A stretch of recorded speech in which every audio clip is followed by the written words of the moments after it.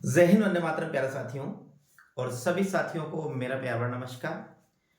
आप सभी का स्वागत करता हूं आज क्लास में। प्रिय साथियों, आपसे मैं कई दिनों के बाद रूबरू हो रहा हूं। कई दिनों से मैं क्लास लेने की सोच रहा था साथियों, लेकिन किसी कारणवश मैं फ्री नहीं था। अब फ्री हूं और जो अब साथियों हम क्लास आज ले ली, तो अब आपको नियमित रूप से क्लास मिलेगी और हिंदी साहित्य का भातृ रूप आपको ये संस्करण मिलेगा। मतलब आप मानिएगा, हिंदी साहित्य आप मेरे ऊपर छोड़ दीजिएगा। बिल्कुल हिंदी साहित्य साथियों, आप कोई सा भी कंपटीशन दे, यूजीसी नेट से लगाकर कॉलेज लेक्चरर लेकर सेकंड ग्रेड एंड पीजीटी तक आप कोई भी एग्जाम दे किसी भी प्रकार का हिंदी में, हिंदी साहित्य से एक भी प्रश्न आपका गलत नहीं जाएगा। ये मैं आपको पूर्ण विश्वास दिलाता हूं। तो साथियों बने रहेगा। और इस नई जो टेस्ट सीरीज है साथियों, इस टेस्ट सीरीज में आप निश्चित रूप से पूरी टेस्ट सीरीज देखिएगा। हर रोज जो आपको क्लास मिलेगी साथियों, क्लास आपको मिलेगी रोजाना 9 बजे के बाद, रात की 9 बजे, फिक्स 9 बजे आपको क्लास मिलेगी। तो एक बार पुनः मैं आप सभी साथियों का आज की इस क्लास में स्वागत करता हूं। और आगे बढ़ने तो क्या पहले साथियों ने क्लास शुरू करने के पहले देखिएगा, कुछ बातें हम करना चाहते हैं। देखिएगा साथियों, में लिखा हुआ है कि अगर जीवन में सफलता प्राप्त करनी है तो मेहनत पर विश्वास करें, किस्मत की आजमाइश तो जुए में होती है। यदि जीवन में सफलता प्राप्त करनी है साथियों, तो मेहनत पर विश्वास करें, किस्मत की आजमाइश तो जुए में होती है। ध्यान रखना, यदि जीवन में सफलता प्राप्त करनी है तो मेहनत पर विश्वास करें, किस्मत की आजमाइश तो जुए में होती है साथियों। और ये जो नौकरी है ये जुआ नहीं है साथियों। यहाँ पर ईश्वर ईश्वर ईश्वर सिर्फ सिर्फ आपकी मेहनत को देखता है। जो जितनी ज्यादा मेहनत करता है उसको उतनी ही बड़ी सफलता मिलती है और उतनी ही जल्दी सफलता मिलती है। अब आप कितनी मेहनत करते हैं साथियों, ये आप पर निर्भर है। तो आपकी आज की जो क्लास है साथियों, एक बार पुनः देखिएगा क्या लिखा हुआ है। लिखा हुआ है कि अगर जीवन में सफलता प्राप्त करनी है तो मेहनत पर विश्वास करें, किस्मत की आजमाइश तो जुए में होती है। इन्हीं पंक्तियों के साथ साथियों हम आज की क्लास को शुरू करते हैं। अब क्लास को शुरू करने के पहले साथियों, यदि आप मेरे चैनल पर पहली बार हो तो चैनल को जरूर सब्सक्राइब कीजिएगा, साथ साथ बेल आइकन को जरूर प्रेस कीजिएगा। देखिएगा आज का अपना जो पहला प्रश्न है साथियों, किस प्रकार का प्रश्न है, ध्यान से समझने की कोशिश कीजिएगा। देखिए अपना जो प्रश्न है, हिंदी भाषा का उद्भव और विकास के लेखक हैं। जब हम हिंदी साहित्य के ग्रंथ पढ़ते हैं साथियों, कौन के, हिंदी साहित्य का जो हम ग्रंथ पढ़ते हैं, तो एक ग्रंथ का है हिंदी भाषा का उद्भव और विकास के लेखक कौन है साथियों।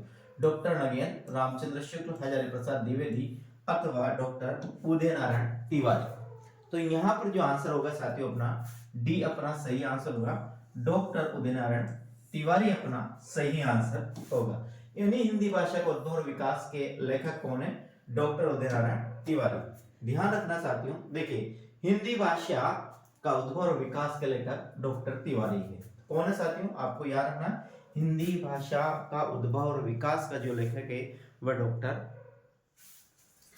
उदय नारायण तिवारी है, आपको याद रखना। जिससे पहला है गारसा देतासी है, फिर शिव सिंह सेंगर है, मिश्र बंधु, फिर the modern vernacular literature of Hindustan है, मिश्र बंधु विनोद है, फिर आचार्य रामचंद्र शुक्ल का इतिहास है, फिर आचार्य प्रसाद द्विवेदी का इतिहास है।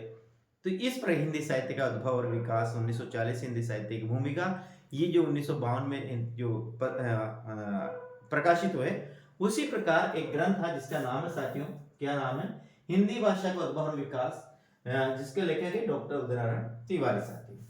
अब अपन बात करते हैं दूसरा प्रश्न की। देखिएगा साथियों, ये रहा आपके सामने दूसरा प्रश्न। हिंदी साहित्य के लेखन में काल विभाजन एवं नामकरण का सर्वप्रथम प्रयास करने वाले, ध्यान रखना, हिंदी साहित्य में कौन काल विभाजन और नामकरण का प्रयास करने वाले हैं, डॉक्टर ग्रियर्सन है, आचार्य रामचंद्र शुक्ल है, आचार्य जय प्रसाद द्विवेदी अथवा डॉक्टर गणपति चंद्रगुप्त है। किसने साथियों हिंदी साहित्य में सर्वप्रथम यहाँ पर लेखक इनमें काल विभाजन नामकरण का प्रयास किया। तो यहाँ पर अपना जो आंसर होगा साथियों डॉक्टर गिरियर्सन अपना सही आंसर होगा, यानी कि ए अपना यहाँ पर सही आंसर है। अब देखिएगा डॉक्टर गिरियर्सन का जो ग्रंथ है, हिंदी साहित्य के इतिहास लेखन में काल विभाजन और नामकरण का प्रथम प्रयास करने वाले डॉक्टर गिरियर्सन है। कौन है? हिंदी साहित्य में काल विभाजन नामकरण का प्रयास करने वाले है वो कौन है साथियों? डॉक्टर गिरियर्सन है सर्वप्रथम। सन 1888 में एशियाटिक सोसाइटी ऑफ बंगाल की पत्रिका के विशेषांक के रूप में कब निकला? ये ग्रंथ प्रकाशित हुआ 1888 में। ध्यान रखना 1888 में जो जॉर्ज गिरियर्सन का ग्रंथ था the modern vernacular literature of Hindustan, ये कब? ये 1888 में प्रकाशित हुआ। किसने प्रकाशित किया? साथियों एशियाटिक सोसाइटी ऑफ बंगाल की पत्रिका के विशेषांक के रूप में प्रकाशित हुआ और ग्रंथ का नाम था the modern vernacular literature of Hindustan. उक्त ग्रंथ में 952 कवियों को शामिल किया गया, ये भी याद रखना। किसमें? 952 कवियों को इसमें शामिल किया गया था साथियों, आपको ध्यान रखना है। कौन सा? हाँ, जो जॉर्ज गिरियर्सन का ग्रंथ है। अगला अपना तीसरा प्रश्न आता है, हिंदी नवरत्न का रचना काल है। हिंदी नवरत्न का रचना काल है, यानी कि पहली बात तो देखिए हिंदी नवरत्न जो रचना है इसका रचना काल पूछा है साथियों। प्रश्न नंबर अपना तीसरा है। आप मुझे अब सही आंसर बताइए, 1917, 1914, 1910 अथवा 1919 साथियों। तो यहाँ पर बात करेंगे हिंदी नवरत्न है, इसका प्रकाशन वर्ष है 1910। कौन सा है? ध्यान रखना 1910। और ये 1910 है, ये हिंदी नवरत्न किसकी रचना है? तो साथियों ध्यान है हिंदी नवरत्न की रचना 1910 में हुई और इस ग्रंथ के रचनाकार मिश्र बंधु थे। और मिश्र बंधु कितने थे? 3 भाई थे और तीनों भाइयों ने एक और ग्रंथ लिखा था मिश्र बंधु विनोद। आपको पता मिश्र बंधु विनोद भी इनकी रचना है साथियों। और ये जो है कौन का? हिंदी नवरत्न। हिंदी नवरत्न जो रचना है ये भी मिश्र बंधुओं की रचना है और ये 1910 में प्रकाशित हुई थी। और ये 3 भाई कौन थे? आपको रखना श्याम, सुख और गणेश। श्याम बिहारी, गणेश बिहारी और सुखदेव बिहारी, ये 3 भाई थे। याद रखना कौन कौन से? ये देखो यही से बात है, तो गणेश बिहारी है, एक श्याम बिहारी है और एक सुखदेव बिहारी, ये 3 भाई थे। याद रखना साथियों। इन्होंने मिश्र बंधु विनोद भी लिखा। क्या लिखा? मिश्र बंधु विनोद भी लिखा साथियों। और इस मिश्र बंधुओं ने लगभग साथियों 4591 इसमें कवि है, लगभग 5000 कवि है साथियों इसमें। और इसमें सर्वाधिक कवि है, यानी कि सबसे ज्यादा जो कवि को स्थान दिया है। और आचार्य रामचंद्र शुक्ल ने अपने हिंदी साहित्य के इतिहास में जिस ग्रंथ का सर्वाधिक मात्रा में सहारा लिया उस ग्रंथ का नाम है मिश्र बंधु विनोद। तो आपको ध्यान रखना है मिश्र बंधु विनोद की एक और रचना अपने सामने आती है जिसका नाम है हिंदी नवरत्न। और ये जो हिंदी नवरत्न रचना है ये 1910 में प्रकाशित हुई थी। ये 3 भाई थे। कौन सा है? एक तो था सुख, श्याम और एक थे साथियों गणेश। ये 3 भाई थे, ये भी आपको याद रखना, सुख, श्याम और गणेश, यानी सुखदेव बिहारी, श्याम बिहारी और गणेश बिहारी साथियों। आगे हम बात करते हैं। अगला अपना जो प्रश्न आता है वो प्रश्न नंबर आता है अपना चौथा प्रश्न, कौन मिश्र बंधु में नहीं है साथियों। ये जितने भी प्रश्न हैं ये किसी न किसी एग्जाम में आए हुए प्रश्न है साथियों। अपन बात कर रहे हैं प्रश्न नंबर चौथा की, कौन मिश्र बंधुओं में नहीं है। तो बताइए कौन है? अभी अपन देखा है गणेश बिहारी मिश्र है, श्याम बिहारी मिश्र है, कृष्ण बिहारी मिश्र और सुखदेव बिहारी मिश्र साथियों। मित्र नहीं आ रहा था, ये मिश्र है। इनमें से कौन मिश्र बंधुओं में नहीं है साथियों? तो अभी अपन देखा इसका श्याम, सुख और अपन देखा साथियों गणेश। ये 3 भाई थे, यानी कि श्याम बिहारी, सुखदेव बिहारी और गणेश बिहारी। तो ये जो कृष्ण बिहारी है साथियों ये इनमें नहीं थे, ये आपको ध्यान में रखना है साथियों। बस इसकी ट्रिक आपको याद रखनी है। और ट्रिक क्या रखनी है आपको? पहले आपको या तो याद रख ले सुख रख ले, सुख, श्याम और एक रखे आप गणेश। सुख, श्याम और गणेश, ये 3 याद रखे, सुख, श्याम और गणेश साथियों। आगे हम बात करते हैं, देखिएगा। और इन्होंने मिश्र बंधु विनोद नामक इतिहास ग्रंथ की रचना की, जो अभी लिखा है। मिश्र बंधु विनोद में कितने कवि हैं? 4591। यानी 4591 इसमें कवि है साथियों। आगे हम बात करते हैं, अगला प्रश्न आता है 5वां। आधुनिक काल को गद्य काल नाम किसने दिया? आचार्य रामचंद्र शुक्ल ने, हजारी प्रसाद द्विवेदी ने, राम कुमार वर्मा ने, अथवा गणपति चंद्र गुप्त ने साथियों। अपने आता है आधुनिक काल को गद्य काल किसने कहा है साथियों, बताइए। तो यहाँ पर अपन बात करते हैं, जो आधुनिक काल है हिंदी साहित्य का चतुर्थ कालखंड है, उसे आधुनिक काल के नाम से जाना जाता है। तो इसे गद्य काल किसने कहा साथियों? इसे गद्य काल जो कहने वाले हैं उनका नाम है आचार्य रामचंद्र शुक्ल। यानी आचार्य रामचंद्र शुक्ल ने हिंदी साहित्य के इतिहास के चतुर्थ कालखंड को गद्य काल के नाम से संबोधित किया, क्योंकि इसमें गद्य का विकास हो चुका था साथियों। और अधिकतर जो रचना लिखी जाती है वो गद्य में ही लिखी जाती है, इसलिए इनको नाम क्या रखा? गद्य काल रखा साथियों। आगे प्रश्न अपना आता है, इसको डिटेल से देख लेते थे। आधुनिक काल को गद्य काल नाम आचार्य शुक्ल ने दिया। शुक्ल जी ने समस्त कालों को 4 भागों में विभाजित कर उनका दोहरा नामकरण किया। उन्होंने आदि काल को वीरगाथा काल, फिर भक्ति काल को पूर्व मध्य काल तथा उत्तर मध्य काल को रीति काल के नाम से दिया, और आधुनिक काल को गद्य काल के नाम से इन्होंने संबोधित किया। ये भी ध्यान रखना, हिंदी साहित्य का जो इतिहास लिखा आचार्य रामचंद्र शुक्ल ने, उन्होंने प्रत्येक कालखंड के लिए 2 नामों का प्रयोग किया। जैसे आदि काल को उन्होंने वीरगाथा काल कहा, तो भक्ति काल को पूर्व मध्य काल कहा, तो रीति काल को उत्तर मध्य काल कहा। ये भी याद रखना, ये पंक्ति याद रखना, वह कौन सा साहित्य इतिहासकार है, हिंदी साहित्य इतिहासकार है जिसने दोहरे नामकरण की पद्धति का प्रयोग किया? तो मेरे साथियों आपको याद रखना है, दोहरे नामकरण की पद्धति का प्रयोग किया तो आचार्य रामचंद्र शुक्ल ने किया साथियों, ये आपको ध्यान में रखना। प्रश्न अपना छठा प्रश्न आता है कि आचार्य रामचंद्र शुक्ल ने शब्द सागर में लिखित किस शीर्षक लेख को परिवर्तित तथा परिमार्जित कर हिंदी साहित्य का इतिहास लिखा? हिंदी साहित्य की भूमिका, हिंदी साहित्य का इतिहास, हिंदी साहित्य का विवेचन, हिंदी साहित्य का विकास साथियों। इसमें किस नाम से? प्रश्न छठा की बात करें साथियों तो यह है प्रश्न, एक बार ध्यान समझिएगा, प्रश्न बड़ा फेर कर उन्हें घुमा कर दिया है, जबकि आपको याद है, समझिएगा प्रश्न। आचार्य रामचंद्र शुक्ल ने शब्द सागर में लिखित किस शीर्षक को परिवर्तित तथा परिमार्जित कर हिंदी साहित्य का इतिहास लिखा? यानी आचार्य रामचंद्र शुक्ल का जो इतिहास है ये शायद 1905 में हिंदी शब्द सागर पत्रिका में विशेषांक के रूप में छपा था, लेकिन वो किस नाम से छपा था?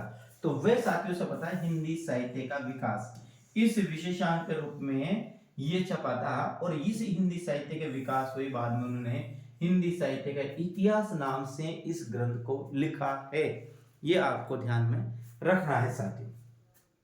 अगला अब देखें, यहाँ पर अपन बात करते हैं, यहाँ लिखा हुआ है कि आचार्य रामचंद्र शुक्ल ने शब्द सागर में हिंदी साहित्य का विकास शीर्षक से लेख को परिवर्तित तथा परिमार्जित कर हिंदी साहित्य का इतिहास ग्रंथ 1929 में लिखा साथियों। यानी इनका जो हिंदी साहित्य का इतिहास, इसका जो ये जिस नाम से प्रकाशित हुआ था वह हुआ था साथियों हिंदी साहित्य का विकास। अगला प्रश्न अपना आता है 7वां, हिंदी साहित्य के इतिहास लेखन परंपरा में मिश्र बंधुओं ने किस ग्रंथ द्वारा अपना महत्वपूर्ण योगदान दिया? यानी मिश्र बंधुओं ने इनमें से कौन सा ग्रंथ लिखा? हिंदी शब्द सागर, शिव सिंह सरोज, मिश्र बंधु विनोद, हिंदी साहित्य की भूमिका साथियों। तो बताइए यहाँ कौन सा आगा? तो यहाँ आगा मिश्र बंधु विनोद, यानी कि इन्होंने कौन सा लिखा? मिश्र बंधु विनोद लिखा। और ये जो मिश्र बंधु विनोद लिखा, इसमें सर्वाधिक कवि है। कवियों की संख्या की बात करते हैं तो 4591 कवि है। ये 3 भाई थे, श्याम सुख और गणेश साथी, ध्यान रखना। और आचार्य रामचंद्र शुक्ल ने जो सर्वाधिक अपने जो इतिहास लिखने में किसी ग्रंथ की यदि सहायता ली तो वो इस ग्रंथ की सहायता ली है। आगे बात करते हैं, देखो यहाँ पढ़ते हैं, हिंदी साहित्य के इतिहास लेखन की परंपरा में मिश्र बंधुओं ने मिश्र बंधु विनोद ग्रंथ द्वारा महत्वपूर्ण योगदान दिया। ये 4 भागों में विभक्त है, जिनमें निम्न भागों का प्रकाशन 1913 में, यानी इसके जो 1913 में, चौथे भाग का प्रकाशन साथियों 1934 में हुआ था। यानी इसके 3 भाग थे, उन 3 भागों का प्रकाशन तो 1913 में हो चुका था, और अंतिम जो चौथा भाग था साथियों इसका प्रकाशन 1934 में हुआ था। यानी कि याद रखना, मिश्र बंधु विनोद है, ये 2 भागों में प्रकाशित हुआ। इसका पहला जो भाग हुआ था वो 1913 में प्रकाशित हुआ था, और अंतिम जो चौथा भाग हुआ था वो 1934 में प्रकाशित हुआ था साथियों। अगला प्रश्न है, ये देखो बहुत अच्छा प्रश्न है, साहित्य के इतिहास के संदर्भ में निम्नलिखित कथन किसका है? प्रत्येक देश का साहित्य वहां की जनता की चित्तवृत्तियों का संचित प्रतिबिंब होता है। तब ये निश्चित है कि जनता की चित्तवृत्तियों में परिवर्तन के साथ साथ साहित्य के स्वरूप में भी परिवर्तन होता है। ये कैसा है? तो आपको ध्यान रखना, क्या ये याद रखना, तो प्रत्येक देश का साहित्य वहां की जनता की चित्त वृत्तियों का संचित प्रतिबिंब होता है। प्रत्येक देश का साहित्य वहां की जनता की चित्त वृत्तियों का संचित प्रतिबिंब होता है। ये किसने कहा? तो ये याद रखना आपको, आचार्य रामचंद्र शुक्ल ने कहा है। ऐसा किसने कहा है? आचार्य रामचंद्र शुक्ल ने कहा है। और ये पंक्ति आपको याद रखनी है। साहित्य के इतिहास के संदर्भ में आचार्य रामचंद्र शुक्ल ने अपने साहित्य इतिहास ग्रंथ हिंदी साहित्य का इतिहास में कहा है कि जबकि देश का साहित्य वहां की जनता की चित्तवृत्तियों का संचित प्रतिबिंब साहित्य के स्वरूप में परिवर्तित होता चला जाता है। ये पंक्ति आपको याद में रखनी है। प्रश्न नंबर अपना आता है 9 और ये पूछता है, हिंदी गद्य के उद्भव काल में संस्कृत निष्ठ हिंदी का पक्ष किसने लिया था? ये प्रश्न साथ आ जाता है अपने कहां से? आधुनिक काल में। राजा श्री प्रसाद सितारहिंद ने, ईश्वरचंद्र विद्यासागर ने, गंगा प्रसाद मिश्र ने, राजा लक्ष्मण सिंह ने। साथियों देखिए, जब हिंदी साहित्य का आधुनिक काल प्रत्येक लेखक चतुष्टय और राजाधियों का यानी 4 लेखक और साथियों 2 राजाओं का नाम आता है। उनमें एक आता है श्री प्रसाद सितारहिंद, होता है राजा लक्ष्मण सिंह। साथियों तो जो ध्यान रखना, राजा श्री प्रसाद सितारहिंद थे, ये उर्दू मिश्र हिंदी के समर्थक थे, उर्दू निष्ठ हिंदी के समर्थक थे। और राजा जो लक्ष्मण सिंह थे साथियों, ये संस्कृत निष्ठ हिंदी के समर्थक थे। ये 2 बात चीजें आपको अच्छी तरह से याद रखनी है। राजा श्री प्रसाद सितारहिंद थे, वो उर्दू निष्ठ हिंदी के समर्थक थे, जबकि राजा लक्ष्मण सिंह से वो संस्कृत निष्ठ हिंदी के समर्थक थे। ये दोनों चीज याद रखनी है। तो यहाँ पर अपना आंसर क्या होगा? राजा लक्ष्मण सिंह अपना सही आंसर होगा। राजा लक्ष्मण सिंह ने किसको? हिंदी जो आधुनिक काल की हिंदी है उसमें संस्कृत से संबंधित संस्कृत निष्ठ हिंदी का उन्होंने समर्थन किया था, जबकि राजा श्री प्रसाद सितारहिंद ने उर्दू मिश्रित हिंदी का समर्थन किया था। यह आपको ध्यान में रखना है। देखिए, हिंदी के गद्य के उद्भव काल में संस्कृत में हिंदी का पक्ष राजा लक्ष्मण सिंह ने लिया था। शेष नाम असंगत है साथियों। अगला प्रश्न अपना आता है, आचार्य रामचंद्र शुक्ल के अनुसार भक्ति काल का समय क्या है? संवत 10। देखिए, इसमें भक्ति काल का समय बताइएगा आचार्य रामचंद्र शुक्ल के अनुसार साथियों। अब देखिए, आचार्य रामचंद्र शुक्ल ने, पहली बात तो ध्यान रखना, आचार्य रामचंद्र शुक्ल ने जो कालीबाजन किया साथियों, वो विक्रम संवत के आधार पर किया है। विक्रम संवत के आधार की हम बात करते हैं तो इनका जो पहला कालीबाजन आता है साथियों, ये जो कालीबाजन आता है यहां से यहां तक जो कालीबाजन है, ये है साथियों आदिकाल। क्या है? इसको हम आदिकाल के नाम से जानते हैं। यूं यहां से आता है साथियों, ये आता है अपना रीति भक्ति काल। कौन सा आता है? ये आता है साथियों और भक्ति काल। ये आता है साथियों अपना रीति काल। और यहां बात करते हैं साथियों, ये आता है आधुनिक काल। आपने अपना आचार्य रामचंद्र शुक्ल है विक्रम संवत 1050 से 1375 का समय है। ये आदिकाल का समय यानी इसे आदिकाल के नाम से पुकारते हैं। और संवत 1375 से 1700 तक का समय है, इसे साथियों भक्ति काल के नाम से पुकारते हैं। आचार्य रामचंद्र शुक्ल ने कहा। और ये संवत 1700 से 90 तक का समय है साथियों, ये है अपना रीति काल। कौन है? रीति काल साथियों।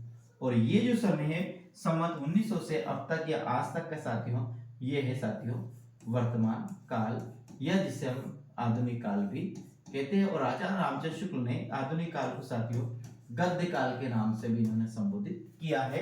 ये सब चीजें आपको ध्यान में रखनी है। ये देखिए, आगे हम बात करते हैं। देखिएगा, यहाँ देखिए, आचार्य रामचंद्र शुक्ल के अनुसार भक्ति काल का समय 1300 से 1700 विक्रमी संवत, जबकि 1050 से 1375 विक्रमी आदिकाल की समय सीमा और 1700 से 1900 की रीतिकाल की समय अवधि है। और संवत 1900 से 1984 का गद्य काल की समय सीमा मानी। ये साथियों आपके 10 प्रश्न थे। ऐसे में साथियों रोजाना आपके लगभग कोशिश करूंगा मैं 50 प्रश्न रोजाना आपके लिए साहित्य का लेकर आऊंगा। तो मेरे साथियों प्रश्न कैसे लगे ये मुझे कमेंट के माध्यम से जरूर पता कर जाइएगा। और चैनल पर पहली बार तो चैनल को जरूर सब्सक्राइब कीजिएगा। जय हिंद, वंदे मातरम, राम राम साथियों। कल फिर मिलते हैं अगली क्लास में। राम राम साथियों।